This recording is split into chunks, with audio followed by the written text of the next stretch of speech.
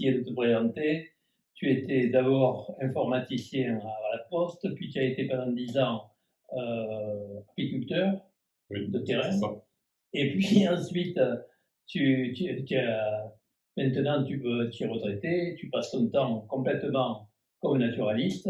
Tu as suivi de près l'arrivée du loup dans l'Hérault. Et d'ailleurs, tu étais délégué départemental de l'ASPAS, qui est l'Association pour la protection des animaux sauvages. Et donc, tu dois pouvoir nous raconter comment c'est arrivé et comment ça se passe actuellement. Voilà, donc tu as tout à fait raison, tout ce que tu as dit est vrai, donc c'est déjà bien. Alors c'est vrai que le loup il est arrivé dans l'Hérault il n'y a pas très longtemps, il y a environ 8 ans en gros. Hein. Il était arrivé dans le Mercantour depuis les années 90. Et dans l'Hérault, on l'a depuis moins. Bon, donc on a vu quelques loups arriver. Il n'y a pas encore de meute installée. Hein. Ouais. Mais ils arrivaient d'où? Parce que c'est étonnant qu'ils venaient d'Italie, alors qu'on pensait qu'ils allaient venir d'Espagne. Hein. Oui, non, pour l'instant, a priori, il n'y a aucun loup espagnol qui est passé la chaîne pyrénéenne. Et on le sait par l'ADN? Ouais. Donc ils ont une petite différence au niveau de la génétique. Donc tous les loups qui arrivent dans le Massif central, y compris dans l'Hérault, sont des loups qui sont venus de l'arc alpin en fait, qui eux-mêmes venaient d'Italie. Puis qui commencent dans les Alpes à se reproduire et à faire des modes. Du fait qu'en Italie, ils ne sont pas tirés, ils sont protégés, ouais. Alors qu'en France, ils sont tirés. C'est ça. C'est ça. Donc, dans l'Hérault, on a eu plusieurs cas d'individus seuls qui ont donné lieu à des créations officiellement, puisqu'il faut appeler ça comme ça, ce sont des zones de présence permanente. Une zone de présence permanente, en fait, elle est définie quand un loup est présent pendant plus de 2 hivers. Voilà. Un loup ou une meute. Pour l'instant, il y a eu uniquement des individus. Voilà, donc il y en a quelques-uns qui sont arrivés. Actuellement, il doit y en avoir 2, peut-être 3, c'est pas très facile à dire. Des individus seuls. Alors, l'été dernier, il y avait quand même un espoir pour tous les protecteurs de l'environnement, et du loup en particulier, de voir la création d'une petite meute, puisqu'il y avait un couple qui s'était formé, reconnu, défini officiellement au mois de juin 2022. Et puis on a très vite constaté qu'il y avait un louveteau qui avait été retrouvé mort. Voilà. Et à partir de là, il n'y a plus du tout de nouvelles ni de louveteau supplémentaire, ni du père, ni de la mère. Donc voilà, nous on a suspecté très fortement un braconnage local. Quoi. D'autant plus qu'ils sont très mal vus dans le coin, et en particulier sur l'Arzac. Oui, alors voilà, c'est un peu la spécificité, on va dire, hors Alpes, puisque la bonne nouvelle, c'est que dans l'arc alpin, maintenant, on se rend compte qu'il y a de plus en plus d'éleveurs, surtout des jeunes, mais pas que, qui font avec, on va dire, même s'ils ne sont pas totalement satisfaits d'avoir des prédations de grands prédateurs sur la brebis. Mais qui savent comment il y en a qui jouent le jeu, entre guillemets, et qui mettent en place les 3 préconisations de l'État, qui sont en plus subventionnées par les aides publiques. C'est-à-dire à savoir une protection par chien de protection de troupeau, CPT, donc souvent ce sont des patous. Il y a aussi les clôtures électriques qui font beaucoup, et puis une garde d'un humain sur le terrain. Donc ce triptyque de protection est mis de plus en plus en place dans l'arc alpin, et ça porte des effets. Peut-être qu'il faut dire que l'abattage de loups n'a jamais, bien que chaque année, depuis 20 ans, le nombre de loups abattus est augmenté, le nombre d'attaques sur les loups, non seulement n'a pas baissé, mais a augmenté. Donc ça n'a pas de lien. Par contre, depuis qu'ils savent comment se débrouiller, en particulier dans les Alpes, eh bien là, ça réduit fortement l'attaque. Oui, dans l'Hérault, donc maintenant, on peut penser qu'il y aurait peut-être 2 loups ou 3. Il y a eu pas mal On pense qu'il y a eu pas mal de braconnage. La bonne nouvelle, c'est que dans les Alpes, en 2022, il y a eu plus de loups, mais moins de brebis tuées. Donc là, on sent qu'il y a le début d'une inversion. Ouais. Les deux courbes se croisent. Et ben, ça vient du fait qu'il y a de plus en plus d'éleveurs qui protègent bien. Ouais. Et qui mettent en place. C'est quand même un monde que le facteur qui ne marchait pas, c'est-à-dire l'abattage des loups, a été mis en avant, parce que ça paraissait évidemment, évident.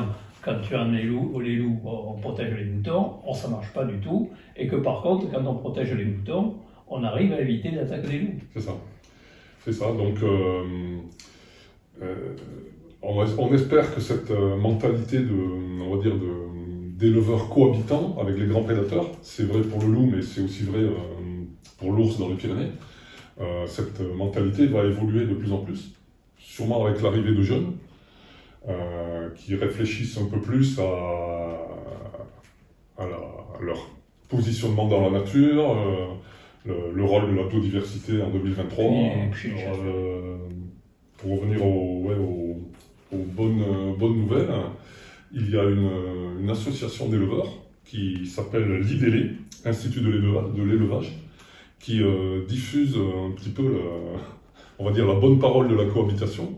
Ils ont fait un film qui s'appelle Rasco et nous, et qui parle de l'élevage d'un chiot, Patou, qu'on va suivre dans sa vie, et qui va être mis dans un troupeau pour protéger ses copines brebis, et apparemment ça marche très bien.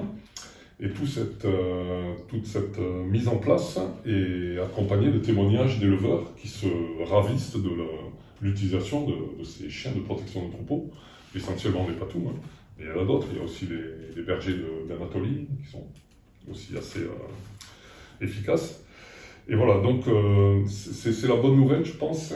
On sent qu'il y a une bonne part d'éleveurs qui commencent à accepter. Même dans l'Hérault. Alors dans l'Hérault, là on parlait surtout de l'arc alpin. Dans l'Hérault, il y en a, c'est pas facile d'avoir des statistiques précises, mais on sent qu'il y en a de plus en plus. Il y a aussi quand même encore de plus en plus, toujours, pas de plus en plus, mais toujours, cette réticence, ce conservatisme, on va dire, des gros syndicats traditionnels, on va dire, qui sont toujours là et qui sont puissants et influents auprès des autorités. Mais on sent qu'il y a quand même une évolution de la part des autorités, qui peut-être commence à prendre en compte aussi le désir de l'ensemble des citoyens, puisque il y a en gros 80% des citoyens français qui se prétendent, qui se déclarent opposés au tir des loups, et qui sont aussi ces citoyens de bonne composition, puisqu'ils acceptent en tant que contribuables d'aider le monde de l'élevage. Mais en contrepartie, ils trouveraient normal qu'on respecte un minimum la biodiversité et donc les grands prédateurs, loups, d'autant plus que le loup, il n'est pas nouveau en France. Il a toujours existé jusqu'à il y a près d'un siècle. Ah oui, c'est ça. Il y a aussi un autre effet dont on se rend compte, qui est quelque chose de pas anodin non plus, c'est la manière dont certains consommateurs interpellent des syndicats d'éleveurs. Ah bon? Oui, nous sommes des consommateurs, nous achetons votre fromage, votre viande, qu'est-ce que vous faites avec la nature? Ah ouais. Il commence à y avoir des questionnements. Donc il va falloir peut-être qu'un jour les grands syndicats agricoles répondent. Moi, ce qui me sidère, c'est surtout l'absence de logique. C'est-à-dire qu'on tire des loups, on a de plus en plus d'attaques sur les moutons, on protège les moutons, on n'a plus d'attaques des loups. C'est tellement clair qu'on se demande pourquoi non seulement les éleveurs, y compris des députés verts comme l'était Beauvais, arrivent à défendre une position qui est complètement idiote. Ce qui est aussi une bonne nouvelle, assez récente, c'est que là c'est quasi, on ne sait pas si c'est dramatique ou amusant. Il y a eu une information donnée par la Fédération des chasseurs de la Drôme, la FDC 26 donc, qui se plaint de l'efficacité des loups dans la régulation des sangliers. Alors que les sangliers sont partout dans le Midi, moi dans ma rue, d'ici demain. mon fauteuil, je les vois passer la nuit C'est ça. en train de fouiller les poubelles. Et parce qu'ils sont nourris par les chasseurs à 200 mètres. C'est ça. Donc en fait, on se rend compte que le loup, prédateur naturel, est extrêmement efficace des ongulés, commence à bien réguler. Et donc, on le savait que c'était vrai dans Voilà. dans le Yellowstone, Ouais. qu'il avait bien. Ouais, mais c'est quand même un monde en France, c'est-à-dire qu'on paye les chasseurs à la fois pour abattre des sangliers qu'ils ont nourris, et puis ensuite pour abattre des loups qui, gratuitement, feraient le boulot. C'est ça. Et plus proprement, sans doute, que les chasseurs, parce qu'ils chassent la nuit. C'est ça. Donc il y a cet aspect aussi là. Le loup, maintenant, on sait qu'il régule pas mal les sangliers. Et sûrement aussi les chevreuils qui sont accusés de faire des dégâts chez les forestiers. Donc le loup a pas mal d'avantages, y compris dans le milieu agricole. Là aussi, il va falloir que les différentes composantes du monde agricole se mettent d'accord. Il n'y a pas que les dégâts qui sont faits au troupeau de brebis. Il y a aussi l'avantage qu'il faut calculer quand un céréalier, par exemple, ou un maraîcher voit ses récoltes sauvegardées grâce au fait qu'il y a moins de sangliers. Et puis l'autre bonne nouvelle, c'est qu'il commence à y avoir un petit peu comme il se passe en Espagne et dans les Abruzzes italiennes, des gens qui en France, dans la Drôme et dans le Vercors, commencent à avoir des intérêts à faire venir des touristes pour faire des photos, pour regarder, l'écotourisme, voilà, pour faire des photos de loups, de lynx, etc. Et c'est une demande qui croît de plus en plus. On sait que dans les Abruzzes italiennes, depuis très très longtemps, depuis des décennies, il y a des agriculteurs qui gagnent plus d'argent avec les touristes qui viennent faire des photos de loups qu'avec l'élevage de leurs propres brebis. Donc ça aussi, c'est quelque chose d'un peu nouveau en France. Ils ont fait un truc pas mal aussi dans les Abruzzes, c'est qu'ils ont introduit, ils avaient des loups, plutôt que les abattre, ils ont introduit des herbivores qui se sont reproduits et qui ont servi de nourriture aux loups et qui sont arrêtés de manger les moutons parce qu'ils étaient trop, les moutons étaient trop protégés. Ouais. En réalité, nous, le problème de la France, c'est qu'on a perdu la culture de la défense contre le loup. Et donc, on ne sait pas comment. Ou alors, maintenant, comme les gens allaient en 4x4 voir si leurs moutons étaient toujours là, s'ils ne surveillaient pas de très près, eh bien, actuellement, on sait, par exemple en France, les élevages de moutons mal gardés ramassent, collectent toutes les attaques de loups. Les loups, ils choisissent le restaurant. C'est ça. C'est ça. Il semble que dans l'arc alpin, les attaques qui ont encore lieu soient assez concentrées sur les mêmes élevages. Donc ça pose question aussi. Et maintenant, on voit que les élevages qui sont les mieux protégés ont de moins en moins d'attaques, ils n'ont quasiment plus d'attaques. Donc, qu'est-ce qu'il faut de plus comme démonstration? Et ça a été montré par les scientifiques américains, mais en Europe et en France, c'est pas trop étudié parce que de toute manière, c'est plus. Le problème du loup, c'est pas un problème scientifique, hein. C'est à peine un problème d'équilibre entre l'homme et la nature et les prédateurs. C'est surtout un problème d'électoralisme, c'est-à-dire que les députés et les sénateurs, ils veulent faire plaisir aux chasseurs et aux éleveurs. Et en fin de compte, il y a bien plus de promeneurs et de naturalistes que de chasseurs et d'éleveurs. Tout à fait. Donc là, on en est cette année au nombre de loups français. L'année dernière, depuis l'arrivée, le retour du loup naturel depuis l'Italie, donc en 92, pardon. Il y avait eu une évolution de la population, et cette année, ça a un petit peu stagné, voire la population a un petit peu baissé. Oui, c'est la première fois que ça baisse d'ailleurs. Voilà. En 2021, on en était à 921 loups. Ce sont des estimations, ce n'est pas des comptages précis. Et cette année, l'estimation 2022 est à 906. Donc ça, et tu sais sans doute que les éleveurs de la Drôme et les chasseurs de la Drôme estiment que c'est des comptes qui sont pourtant très bien faits, sont pas sérieux, sous-estiment, et eux ils veulent faire eux-mêmes leur décompte, parce que s'ils augmentent le nombre, ils pourront en faire tuer plus. C'est ça, puisque l'année dernière, donc, il y avait eu une autorisation du plan loup 2022 qui fixait à 174 le nombre de loups flingables, tuables. Il y en a eu 169 de tués, 7 détruits illégalement. Donc détruits illégalement, su, Il y en a plus que ça. connu. Parce que rien que sur le Larzac, il y en a eu, je pense, beaucoup plus. Voilà, donc on en est là. Ce qu'on peut dire aussi sur à part la population lupine qui stagne un petit peu et qui est toujours en état, d'après l'UICN, qui est toujours en état très très délicat de conservation. Elle est pas en France en tout cas. Ils se reproduisent bien, les loups. Oui, mais par contre, 500, enfin, pardon, 900 individus, c'est pas...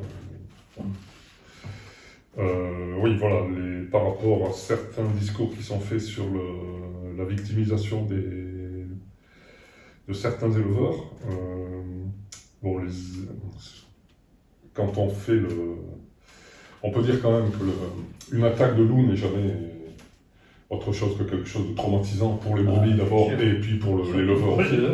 C'est quelque chose de très dramatique. C'est sûr que